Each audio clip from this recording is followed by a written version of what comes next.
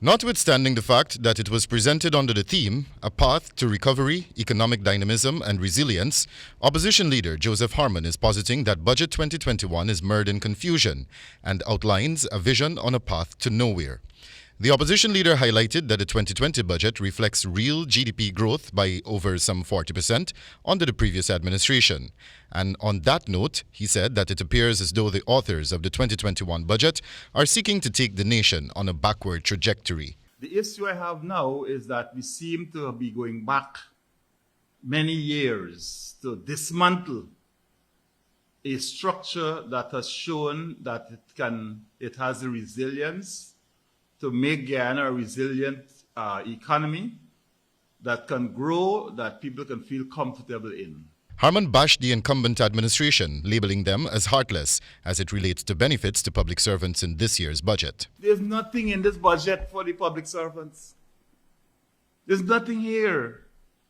A very skimpy amount for frontline healthcare workers. Those comments by Harmon came in for strong rebuke from the Vice President, Badrie, who stated that the APNU AFC continues to mislead its supporters by making false claims that nothing was earmarked for public servants in the budget. Jagdeo said, and I quote, "The fact is that over $10 billion has been budgeted in the estimates under the head Revision of Wages and Salaries. A huge part of that sum will go towards salary increases for public sector workers." End quote. Harmon further spoke to the dismissal of more than 1,000 workers from the public sector. He said that the incumbent, after carrying out those acts of firing, will have to get down to rebuilding a robust and resilient public service, even though they have removed some of the most competent minds from key positions in the sector. He is adamant that enough emphasis is not placed on youth, women, the elderly, the environment, justice and security, among a host of other key areas that are expected to be covered by the budget. Budget estimates for 2021 was presented to the National Assembly on Friday last by Senior Minister within the Office of the President with responsibility for finance, Dr. Ashni Singh, to the tune of $383.1 billion, the biggest budget for Guyana in history.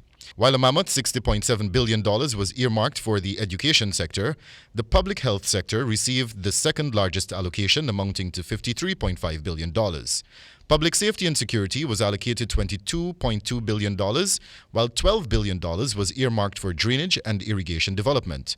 Culture, youth and sport received $3.5 billion, and persons living with disabilities have been allocated $120 million.